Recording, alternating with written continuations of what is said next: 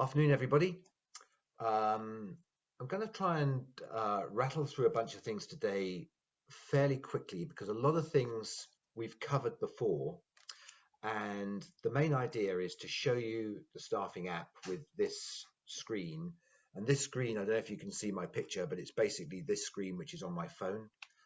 So just occasionally it dips away and I have to log back into it again. But by and large, it stays up and running on this screen share mechanism. When you're doing support for your own staff on a screen share, I recommend there's the Microsoft one I'm using at the moment. There's TeamViewer, which is very good. You can share on screens, on Zoom, and various other tools. Just experiment with screen shares. You know, if you've got WhatsApp or Zoom or Skype, you could often share a screen from your phone to your machine if your staff have any questions about their system. So today we're doing the staffing app, and you'll recall that the staffing app affects pretty much every aspect of the system. So obviously you can see your payroll on it. If you're a staff member out in the field, you can fill in reports and surveys. There's various CSNAP send maintenance app functions. You can recommend friends. You can visit the learning center. You can read the briefs on the way to the brand that you're supporting or the event that you're working at. And on the way back, you can do your expenses, mileage, timesheets, and so on and so forth. So you may remember one of the key things about Accelerate is it's a single database for everything, and then you've got views that you would have inside, shown in blue here, various automated messaging. The clients can see views of the information that they have asked you to collect, but the most important one is those folks that are out there in the field for you can communicate both ways, not just with Accelerate chat, but also they can get all of the information and the briefs for the events that they are working on for you. They can also report back, and they can fill out expenses, fill their timesheets, and so on and so forth. So it's probably one of the most highly functional map. I don't know of a more highly functional app on the market. You may remember from an operational point of view, there's lots of functions that Accelerate does. Once you've won the business in blue here, you've got all these operational ones in the middle. And that maps onto the staff journey. And today we're going to be talking about the functions that the staffing app performs in order to help you to run a profitable business and to improve your communications. Now, as you know, I like to make these at least 80% demo. So these are the things that we're going to be going through today, the ones in green. The ones in grey have either been dealt with elsewhere or will be dealt with on future courses. So, for example, tomorrow we're doing Kiko, and there are somewhere around, I've got the dates later on in the slide. It may actually be the next slide if I just zip down here. There we go. So Monday, Tuesday, Wednesday, we're going to be doing the e-learning, which people can pick up on either their PC or very often more these days, they pick it up on their phone from the knowledge base. Vetting and large parts of the latter part of the vetting process, especially when you're working security staff, they can be still completing their vetting for, I believe, 12 weeks. Systems admin will be covering terms and conditions, amongst other things, because obviously you'll want to be able to update your terms and conditions and launch a new term and conditions and see who's agreed to your new contract. And we'll be looking at expenses admin in more detail later on. So today, let's start with launching the app. I've got a demo here, and at the same time, I have this beast here somewhere around, who is our main demo man. I'm on a system that may be well behind your system. This demo system is, I don't know, 4 or 5 years old, but a lot of the functions are pretty much the same. The first thing to know is that when somebody logs into your app, because of the compliance with Apple and Android app launching functions that we have, we basically create one app, and then that app says, who am I working for? And it puts your logo up there. Now on our demo, it's got an Accelerate logo, but you'll know that your company's app, your company's logo will come up here. In order to know which logo to put up, the staff have to put in their team name or their company name. So if your name is Blogs Limited, it might be Blogs. I believe the team name on here is something like Staff Demo or something similar. And those of you who are on the call will know what your team name is that you have to explain to your staff. So I'm going to log in as this bloke here, Johnny Test Test, which is this guy that you can see on the right hand side here. Here are his details, his imaginary details. He has a bunch of bookings, and we can see in his payroll that he's on all of these bookings, and somewhere around here it'll say what his times are and what he's supposed to be doing. So I'm going to log in as him. There's obviously a forgot your password process where you have to reset the password, but you will recall that one of the biggest areas, and unfortunately this is one of the things as we go through security, and security becomes stricter and stricter these days, one of the big areas is if they try too many passwords, there will be a count of how many passwords they're allowed, which will vary between each of our companies. So you might say, I only want them to try 3 times. Somebody else might say, I want them kicked out if they try more than 10 times. If somebody disables their own password, you need to go into their user admin, or the super user needs to go into their user admin and reset them. We'll be looking at that password reset when we look at admin. So this person is working, as you can see, at the Dog and Duck in Crowthorne, and conveniently that happens to be the same postcode as my mobile phone is at today. So he's got various things that he can do. He can look at his current events, he can edit his details, or he can check in. And the first thing I'm going to do is check in, because I'm supposed to be at the Dog and Duck today. So I view the details of that. I've already confirmed that I'm going to turn up. You notice that tick box there. And I'm going to check in with an image. So it says, do you want that with your camera? And I don't know what my camera is pointing at, this pen, but normally it would be a picture. Wait a minute, there's probably some button I can press here to take a picture of me. But it would normally be a picture of the person stood outside, if this is going to change, stood outside such and such a station. And obviously they would then prove that they were outside that station about to do their shift. I'm just going to take a picture of a pen to illustrate this. So if I now take that photo, click, there we go. So that photo now, I say that's okay. That proves that I'm here.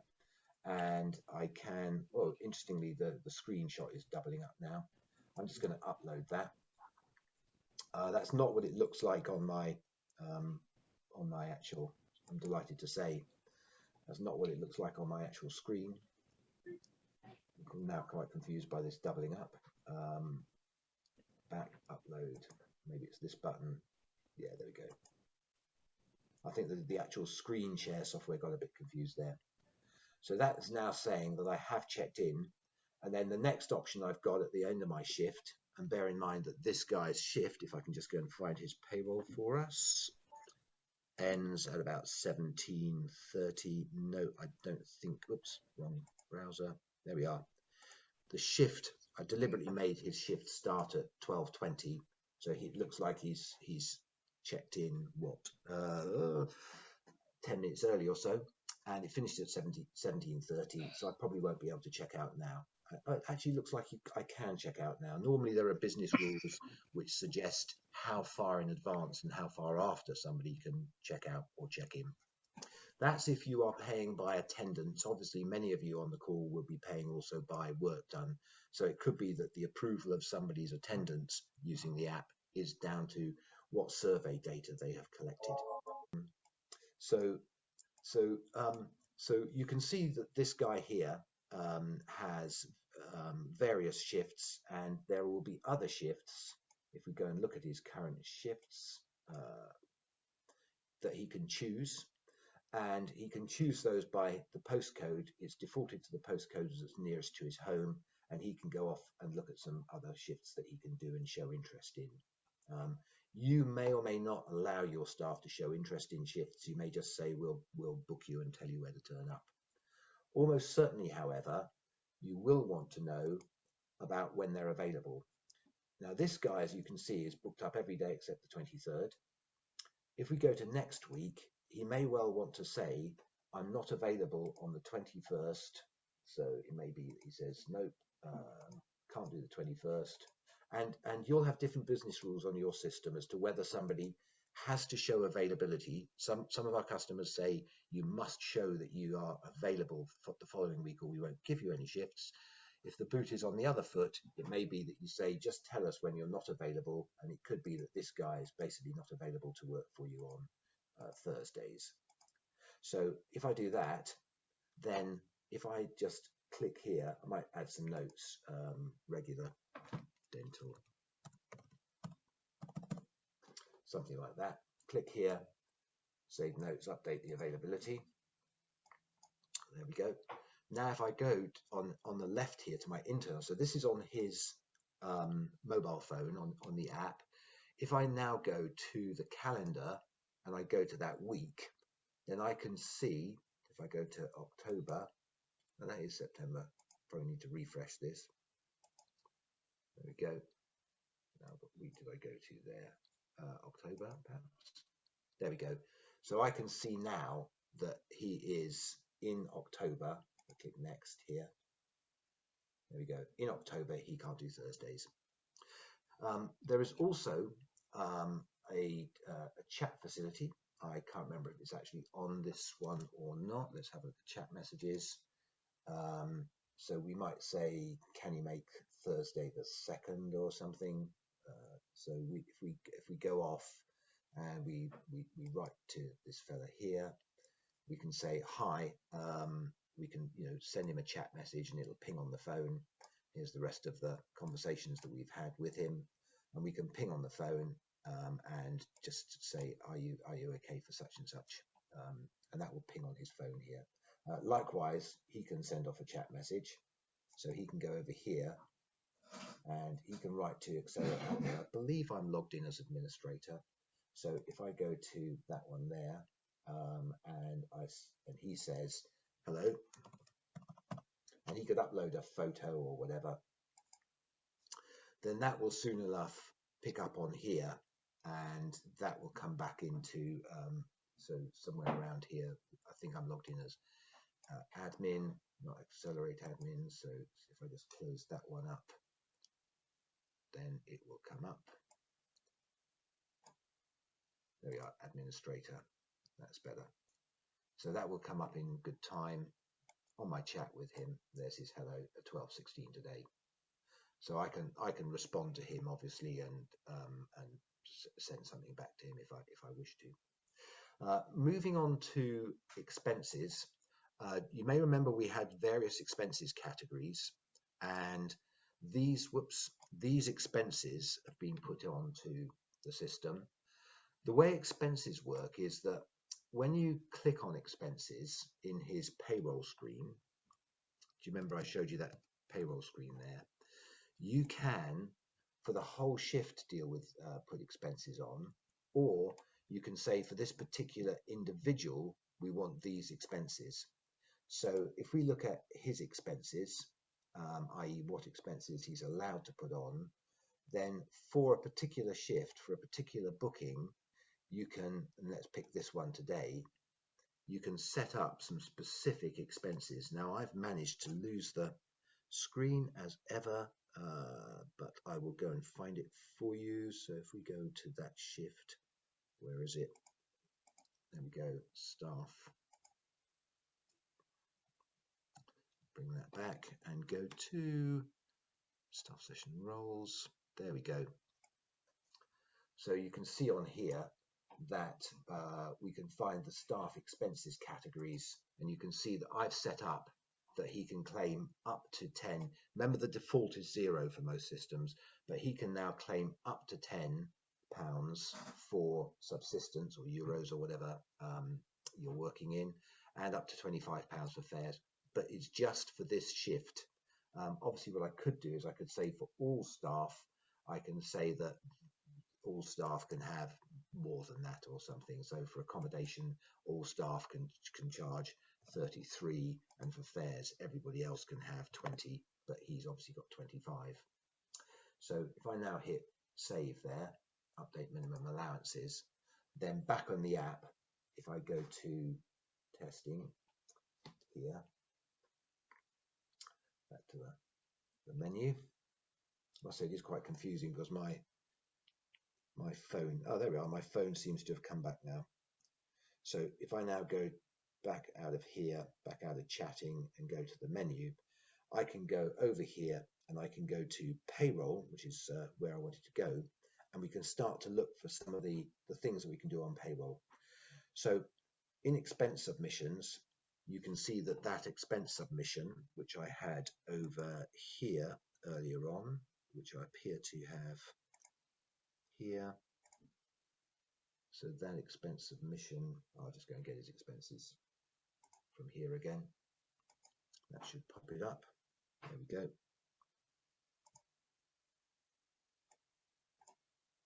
Lovely. It's come up, keeps coming up on my other screen. So you can see this approved expense submission has come through, and that's the same as this one here. So that's all cool. If I now go to, so that's when he submitted it. Obviously, it was approved on a different date. So basically now he can go in and he can claim other expenses. Let's go back to pay details. Within pay details, you can update your account details. This is different to updating your, for example, your details about your you know, your inside leg measurement and your languages spoken and stuff elsewhere in the app. So because remember, pay details, you launch pay details separately from launching the rest of the app. So in here, you've got various identity information. If they're self-employed, they'd put their company name here, their company registration number and their VAT number, but most of you are working with PAYE people. And you can see all of this information in their employee details. So you've got all of their payroll number. There are things that they can't change, things that they can. Recently, quite a lot of people have said, could we change, as people have moved from self-employed to PAYE over the last few years because of the Inland Revenue's pressure on this area and IR35 and stuff. A lot of people have said, can this be grayed out? So we'll check their company name and their company reg and their VAT number. And if they haven't, then they won't have it. There's also a button here to change password. So there's lots of opportunities to do that. Going back to pay details, get rid of that. That's account details. Then you've got all the payments. So for each event, he's got the payments paid. And if it has been paid, it will say paid. Now, we've never paid any of these imaginary people. So there's not a paid amount that's coming out here. But for every shift they do, they can check out their payroll, any expenses that have been given to them, and so on. Also in payments, you have, if they have, you can do timesheets, and you can also put in payment queries. And payment queries go into a queue to try and reduce phone calls into your office. So the pay query could be didn't get paid. Whoops, I managed to turn my phone over. I'll just go and plonk it in portrait mode again. So was not paid for Ipswich gig. 22nd, whatever stuff, and the query type is a missing shift, wrong hours, and 22nd.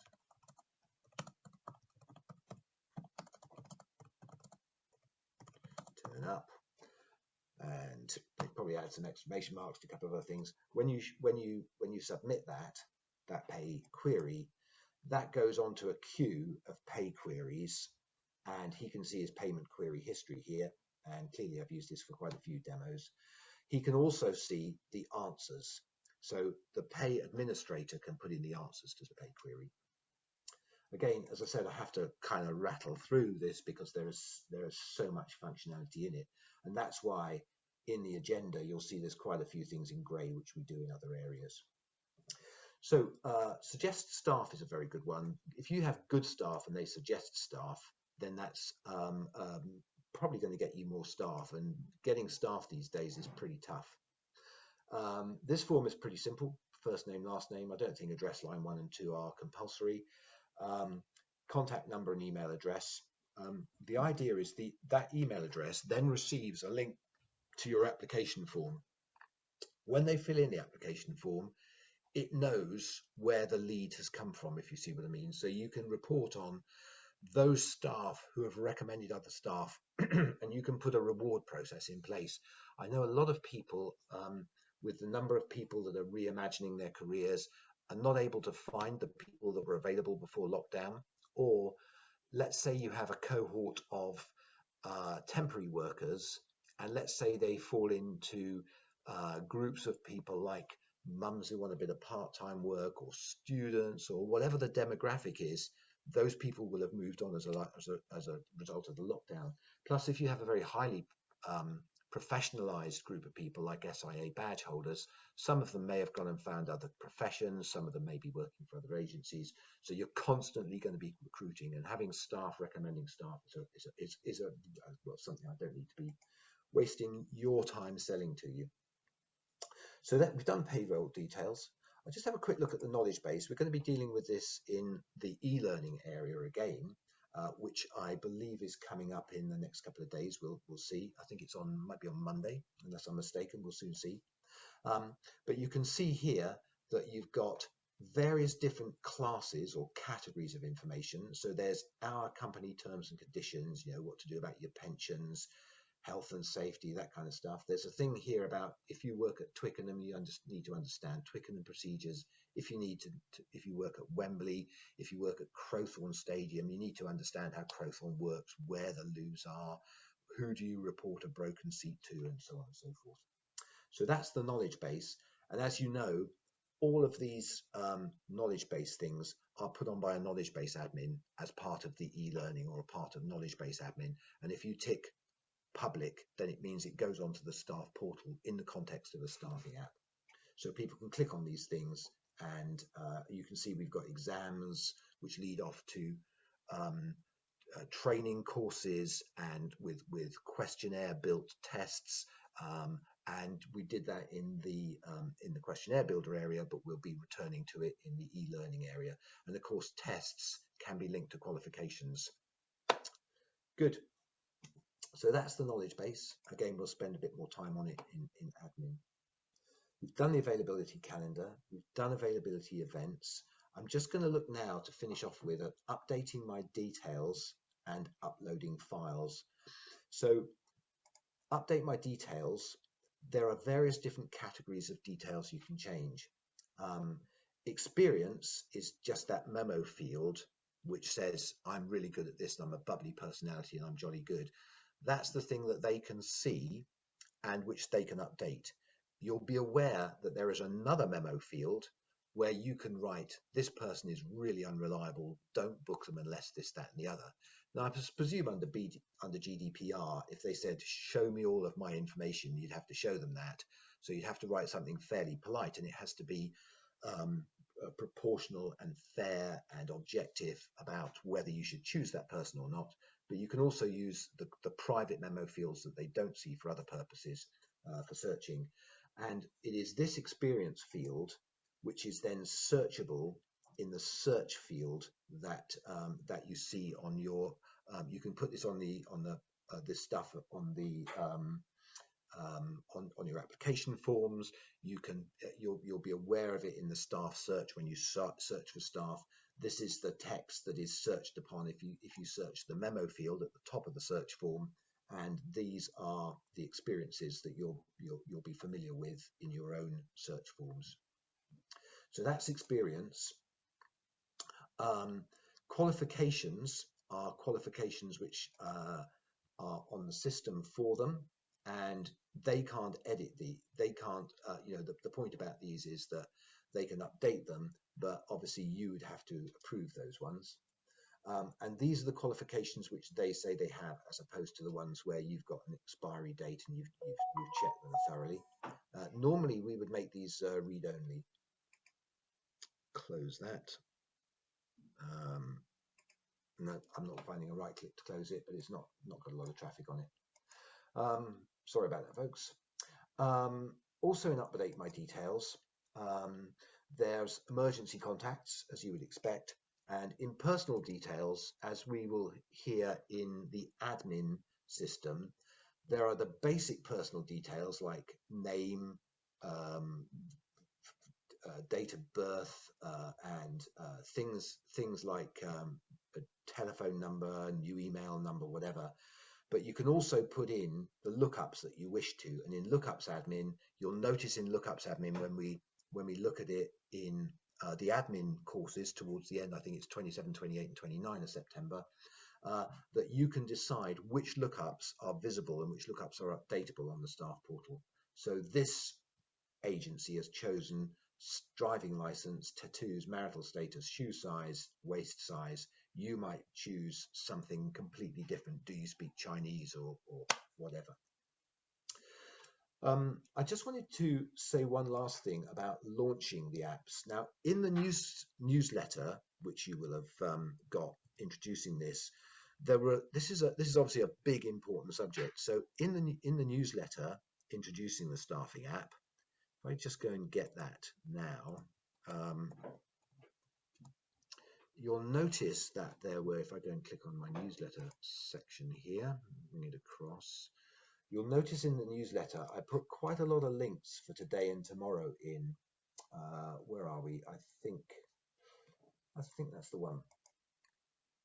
So I put quite a lot of links in here. So for tomorrow, there's an explainer animation of accelerate checkpoints and a demo. They're like a couple of minutes each, if you'd be kind enough to read them before tomorrow. Read them, watch them. They're like a couple of minutes each. There's a document here about launching staff portals. So I'm going to leave you to read that, but the fundamental thing is when you launch your staff portal, or when you relaunch it, or when you add a new function to it, you can use Newsletter Builder to launch it out. If you've still got staff who are using the web-based portal, do relaunch and get them to use the app. Get them to go to the App Store and use the app and so on. But there are a bunch of checklist items on there, especially if you're picking up new staff at this time of year and you need to relaunch it to new people. There's a whole bunch of checklist items, I hope really useful checklist items in that document.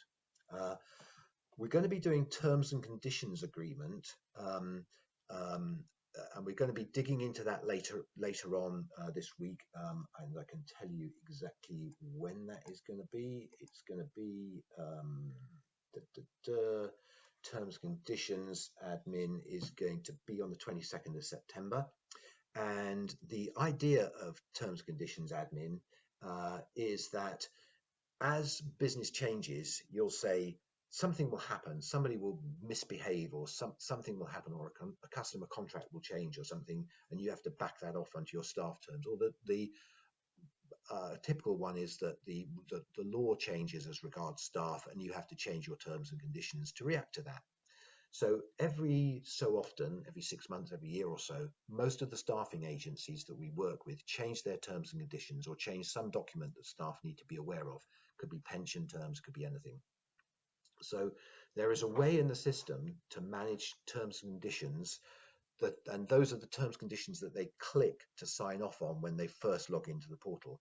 So if your terms and conditions previously didn't have image rights, so that you can take pictures of your staff at work working for a brand in order to be able to use it on your website and your WhatsApp and your Twitter feeds and socials and stuff, you may want to add that paragraph, so you can then, in terms and conditions admin, deprecate an old terms and conditions version and put a new one on, and then every single member of staff, before they can log in, pick up their shifts, get paid or anything, has to be able to tick to agree that terms and conditions admin, or presumably ring you up and say why they don't agree, in which case you can accommodate them. Likewise, we've got a big expenses manual, and this reporting manual, this is not the report builder manual this time. There's plenty of links in other newsletters. This reporting manual is about questionnaire builder and building reports which your staff would use to collect data in the field. So it's about building questionnaires like, how big was the shop? How safe was the block of flats stairwell, or whatever it is, whatever surveys you're asking your staff to collect in the field.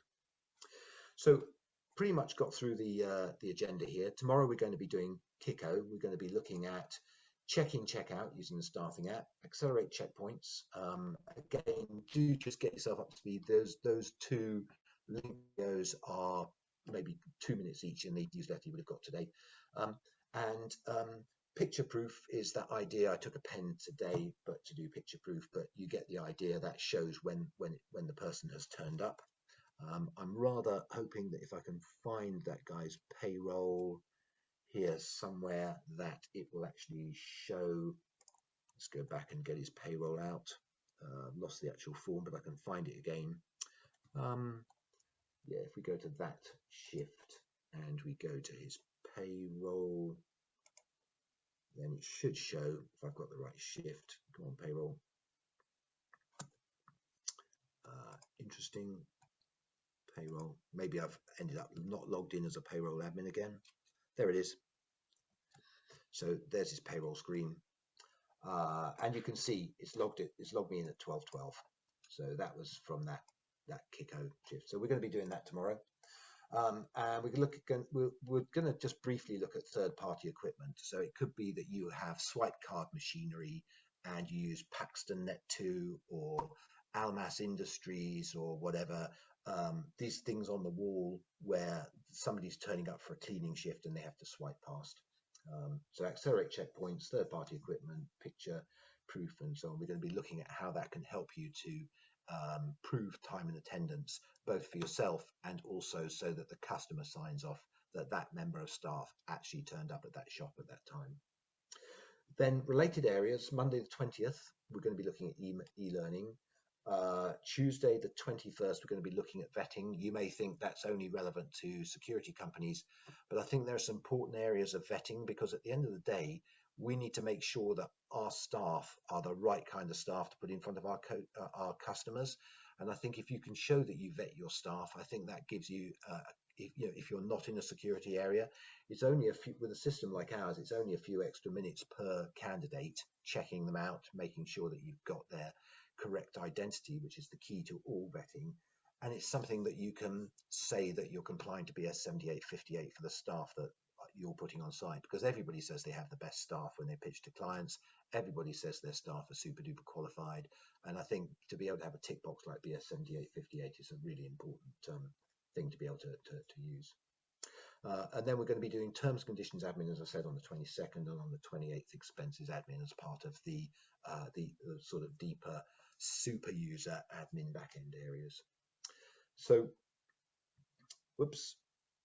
Once again, so we're day 17 here, staffing app, just a little bit more to go, and we're getting into the deep areas where you can change the way that the system works for your business, and the super user areas and stuff. So thank you very much again for your time.